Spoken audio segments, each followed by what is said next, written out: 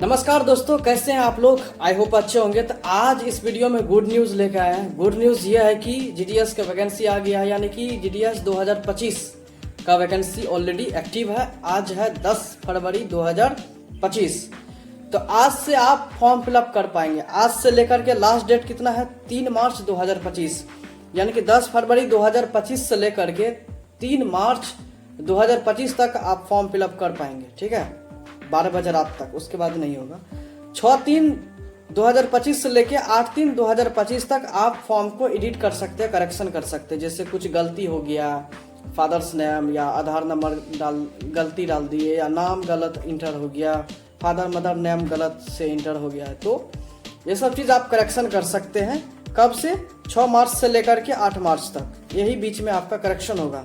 लेकिन main important चीज़ होता है 10 फरवरी। आज है 10 फरवरी, आज से फॉर्म फिलअप होगा। अभी देखिए पोर्टल पे एक्टिव नहीं हुआ है, लेकिन शाम तक में आई थिंक हो जाएगा।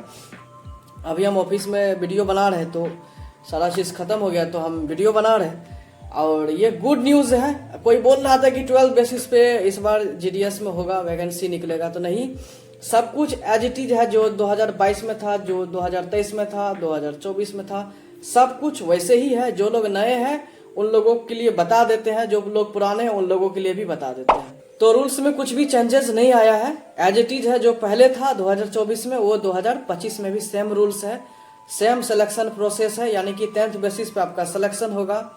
ठीक है, और फॉर्म फिलअप करने वक्त आपका फोटो और सिग्नेचर सिर्फ लगेगा। यानी कि जब आप पहले रजिस्ट्रेशन करेंगे, रजिस्ट्रेशन करने के बाद आप फॉर्म फिलअप करेंगे। यानी कि पहले रजिस्ट्रेशन करने के बाद जब पूरा डिटेल्स, आपका नाम, ये school certificate, roll number type का रहता है ना, वो CELC नंबर। रजिस्ट्रेशन करने के लिए आपको मोबाइल नंबर, ईमेल आईडी, यही सब लगेगा, नाम आपका लगेगा, वो सब डिटेल्स फिलअप करेंगे। उसके बाद रजिस्ट्रेशन नंबर आपको दे देगा, उसको आप लिख लीजिएगा, नहीं तो स्क्रीनशॉट ले लीजिएगा। ठीक है, क्योंकि वही रजिस्ट्रेशन नंबर आपका जब मेरिट लिस्ट बनता है, तो रजिस्ट्रेशन के नंबर के थ्रू आप अपना रिजल्ट देखते हैं कि आपका सिलेक्शन हुआ या नहीं हुआ। बहुत सारे लोग रजिस्ट्रेशन नंबर को इग्नोर कर देता है, तो रजिस्ट्रेशन नंबर अच्छे से लिख लेना। रजिस्ट्रेशन करने के बाद आपको ऑनलाइन अप्लाई करना पड़ेगा, यानी सारे डिटेल्स फिलअप करना पड़ेगा। फ़ोटो भी अपलोड करना पड़ता है, जैसे आपका फ़ोटो हुआ और आपका सिग्नेचर हुआ, यही दोनों अपलोड होता है। पहले कास्ट कैटेगरी ये सब का सर्टिफिकेट का, मार्कशीट का फ़ोटो अपलोड होता था, लेकिन अभी सब कुछ चेंज हो चुका है। जो 2024 में हुआ था, 2025 में भी सेम चीज़ है। 10th बेसिस पे आपका सिलेक्शन होगा, हाईएस्ट परसेंटेज वाला को ले लेता है। इसमें 3 पोस्ट पे सिलेक्शन होगा, एक BPM, एक ABPM, एक डाक सेवक। BPM का काम होता है ऑफिस के अंडर सारे काम करना रहता है, अकाउंट ओपनिंग करना रहता है, क्लोजर करना रहता है, ढेर सारे काम होता है, रेकरिंग डिपॉजिट, इंश्योरेंस जमा खोलना, ढेर सारे अकाउंट ओपनिंग वगैरह सब काम, मैक्सिमम मार्केटिंग ईयर का काम, इस सब पूरा कंट्रोलिंग यूनिट जो है आप ही रहेंगे, BPM ही रहता है। ABPM का काम होता है लेटर डिलीवरी करना, यानी कि विलेज पोस्टमैन जो होता है वो ABPM होता है, यानी घर डोर टू डोर आपको लेटर डिलीवरी करना पड़ेगा। डाक सेवक का काम होता है मेल एक्सचेंज करने का, ब्रांच ऑफिस से सब ऑफिस, सब ऑफिस से ब्रांच ऑफिस। ठीक है, यही सब काम रहता है। BPM का मिनिमम सैलरी रहता है 12,000 लेवल 1 पे। ठीक है, और ABPM का 10,000, डाक सेवक का भी 10,000। इसमें 4 घंटा का आपको ड्यूटी करना पड़ेगा, मिनिमम 4 घंटा की ड्यूटी होता है। जो लेवल 1 का BPM, ABPM, डाक सेवक है, उन लोगों को 4 घंटा करना पड़ता है। लेवल 2 में आपका 5 घंटा की ड्यूटी हो जाता है, तो आपके टाइम के हिसाब से आपको सैलरी दिया जाता है, यानी कि टाइम रिलेटेड कंटिन्यूटी अलाउंस उसको बोलते हैं, TRCA, ये सब दिया जाता है। हाँ, इसमें क्या है कि आपको एज रिलैक्सेशन सब भी मिलता है। जो मान लो फिजिकल हैंडीकैप्ड है, या OBC है, SC है, ST है, इन लोगों को एज रिलैक्सेशन मिलता है according to their category. UR को कोई भी एज रिलैक्सेशन नहीं मिलता है। अगर कोई SC कैटेगरी से बिलोंग करता है तो वो UR से फॉर्म फिलअप कर सकता है। ठीक है, तो ऐसा कुछ नहीं है, आराम से जो पहले से सब कुछ नियम चलता आ रहा है वही सब चीज़ है। 10th बेसिस पे ही आपका सिलेक्शन होगा। और मेन जो इम्पोर्टेंट डेट है 10 फरवरी से लेकर 3 मार्च तक आपका फॉर्म फिलअप होगा। उसके बाद 6 मार्च से लेकर 8 मार्च तक आपका फॉर्म, अगर गलती आपने कर दिया तो एडिट होगा। यही सब चीज़ है। मिनिमम जो एज होना चाहिए 18 साल होना चाहिए। 18 साल से लेकर 40 साल के बीच जो भी कैंडिडेट्स हैं वो लोग फॉर्म फिलअप कर सकते हैं। किसी भी बोर्ड से आप, अगर आपने 10th किया है, आप फॉर्म फिलअप कीजिए। आपको अगर सेलेक्ट करने का रहेगा तो सेलेक्ट कर लेगा डिपार्टमेंट, नहीं तो नहीं करेगा।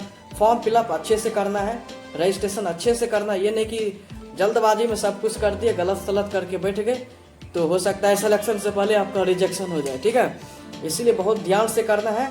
हाँ, अभी क्या है, नया नया है, आप लोग को जल्दी जल्दी फॉर्म फिलअप करना है, क्योंकि लास्ट टाइम में क्या होगा, सर्वर प्रॉब्लम की वजह से हो सकता है कि पेंडिंग हो जाए, फॉर्म फिलअप ठीक से नहीं हो। फॉर्म फिलअप यूआर कैटेगरी यार को, ओबीसी को 100 रुपया का पेमेंट करना पड़ता है, फी पेमेंट रहता है, तो वो करना पड़ेगा। ये नहीं कि फॉर्म फिलअप कर दिया और पेमेंट नहीं किया। अगर आपने पेमेंट नहीं किया तो आपका फॉर्म भी इनकम्प्लीट माना जाएगा। इसीलिए जब आप फॉर्म फिलअप करेंगे, लास्ट में पेमेंट करने का ऑप्शन देगा, तो उसको अच्छे से पेमेंट करना है। 100 रुपया का पेमेंट है। SC ST और गर्ल्स कैटेगरी से जो बिलोंग करता है उन लोगों को कोई भी रुपया नहीं देना पड़ता है, फ्री ऑफ कॉस्ट फिलअप कर सकता है फॉर्म। ठीक है, इसका जो काम होता है ग्रामीण एरिया में करना पड़ेगा, BPM को ऑफिस प्रोवाइड कराना पड़ता है। ये सब टर्म एंड कंडीशन है, जिसको बोलते हैं GDS conduct and engagement rule 2020 में सब कुछ लिखा गया है। अगर वो चीज़ नहीं जानते तो हमारे चैनल पे ऑलरेडी सब कुछ बताया गया है, वो रूल्स रेगुलेशन क्या है देख लेना। ठीक है, आपको कंप्यूटर सर्टिफिकेट की ज़रूरत नहीं पड़ेगा, आपको बस थोड़ा बहुत मोबाइल चलाने आना चाहिए, हैंडहेल्ड डिवाइस जो भी चलाने का एक्सपीरियंस होता है। आजकल सबको आता है, कंप्यूटर, लैपटॉप, मोबाइल एटलीस्ट चलाने आता है, तो डरने की कोई ज़रूरत नहीं है। कोई भी कंप्यूटर सर्टिफिकेट आपसे नहीं मांगेगा, कोई भी घूस नहीं लिया जाता है। ठीक है, कोई भी पेड से नौकरी नहीं मिलता है। जो भी आपका मेरिट बनेगा according to your 10th marksheet, marks जितना भी हाईएस्ट परसेंटेज वाला को उठा लेता है, लोवेस्ट परसेंटेज वाले को नहीं लेता है। फिर लिस्ट 1 2 3 4 5 6 अभी से लेकर के दिसंबर तक लिस्ट निकलता रहेगा, लगभग 5 से 6 7 लिस्ट निकल जाता है। तो अगर फर्स्ट लिस्ट में नहीं आता तो चिंता करने की ज़रूरत नहीं है, सेकंड लिस्ट में हो सकता है। अगर सेकंड लिस्ट में नहीं आता तो थर्ड लिस्ट में हो सकता है। इस तरह से आपका कंटिन्यूसली 30-31 दिसंबर तक आपका मेरिट निकल सकता है। ठीक है, उतने में मान लो 5-6 लिस्ट, जो भी लिस्ट निकलेगा उसमें अगर सिलेक्शन होता है ठीक है, नहीं तो फिर से नया वैकेंसी आ सकता है। इससे पहले जून जुलाई में वैकेंसी आया है, मई जून जुलाई में। अभी जनवरी में वैकेंसी आने वाला था लेकिन लेट कर दिया, तो अभी फरवरी में आया है। ठीक है, जैसे हमने सब कुछ बताया है चैनल पे, एज इट इज़ चलता रहे। थोड़ा बहुत लेट करता है डिपार्टमेंट, क्योंकि वो पर्सनल इशू रहता है, डिपार्टमेंटल इंटरनल प्रॉब्लम चलते रहता है, ढेर सारी चीज़ डिपार्टमेंट में काम वगैरह सब होते रहता है, टारगेट्स फिलअप वगैरह वगैरह, तो ये सब चीज़ में डिपार्टमेंट फंस जाता है। दैट्स वाई टाइम पे नोटिफिकेशन नहीं आया, लेकिन अभी आ चुका है, तो आपको आराम से फॉर्म फिलअप करना है, इधर उधर भटकना नहीं है। अगर हमारे चैनल पे नए हैं तो चैनल को सब्सक्राइब जरूर करके रखना, क्योंकि अभी से लेकर लास्ट तक आपको हर जरूर हेल्प करेंगे। और हम इस बार बहुत कुछ भोकाल लाने वाले चैनल पे, तो चैनल को जरूर सब्सक्राइब कर देना। और हमारे चैनल के थ्रू बहुत सारे लोग जॉब प्राप्त किया है, तो भोकाल ही अलग मज़ा आता है जब बोलता है कि सर नौकरी मिल गया, अभी सैलरी आया, फर्स्ट सैलरी तो मुझे भी बहुत अच्छा लगता है कि चल हमने इनको शुरू से लेकर के लास्ट तक गाइड करते रहा। ठीक है, तो हमारे चैनल का एक अच्छा बेनिफिट ये है कि हम भी इस डिपार्टमेंट में काम करते हैं, एज ए GDS BPM 4-5 साल का एक्सपीरियंस है। आंख बंद करके जो भी चीज़ बताएंगे आपको सही दिखेगा। ठीक है, सब कुछ सही बोलेंगे, गलत सलत कुछ नहीं बोलेंगे। आराम से चैनल को सब्सक्राइब कर लो, और कोई भी टेंशन लेने की ज़रूरत नहीं है। पूरा जब भी कोई प्रॉब्लम आएगा हमें कमेंट कर देना, हम जरूर रिप्लाई कर देंगे। ठीक है, ओके, चलिए वीडियो को यहीं ख़त्म करते थे। नमस्कार, जल्दी जल्दी फॉर्म फिलअप कर देना। ठीक है, लास्ट में मत करना, ये नहीं कि 3 मार्च को डेट है तो 3 मार्च को फॉर्म फिलअप करने का नहीं, आपको ध्यान से फॉर्म फिलअप करना है, डेडिकेटली फॉर्म फिलअप करना है। ये नहीं कि GDS ग्रामीण डाक सेवक का फॉर्म है तो क्या करेंगे, कम सैलरी है, ये सब नहीं। आराम से फॉर्म फिलअप करना है। ठीक है, ध्यान से। अगर सिलेक्शन हो गया तो डिसाइड करना, लेना है तो लेना है, नहीं तो छोड़ देना है, क्या दिक्कत है। लेकिन सिलेक्शन लेके एक बार देखना है, एक अलग ही कॉन्फिडेंस आता है कि हमारा इसमें सिलेक्शन हो गया, पोस्टल डिपार्टमेंट में, ये गवर्नमेंट का जॉब है, लेना है। ठीक है, सैलरी भले कम है लेकिन बाद में धीरे धीरे प्रमोशन होता है। प्रमोशनल एग्जाम दीजिएगा, कम नंबर में ही आपका प्रमोशन हो जाएगा। SSC MTS हुआ, MTS डिपार्टमेंटल होता है, पोस्टमैन का, पोस्टल असिस्टेंट का, ढेर सारे पोस्ट है जिसके थ्रू ये GDS के थ्रू आप वो सब पोस्ट प्राप्त कर सकते हैं। बस आपको पहले सिलेक्शन लेना है ग्रामीण डाक सेवक में यानी GDS में। हाँ, ये आपको वर्क प्रोफाइल से आप देख लेना कौन सा पोस्ट आपके लिए अच्छा रहेगा।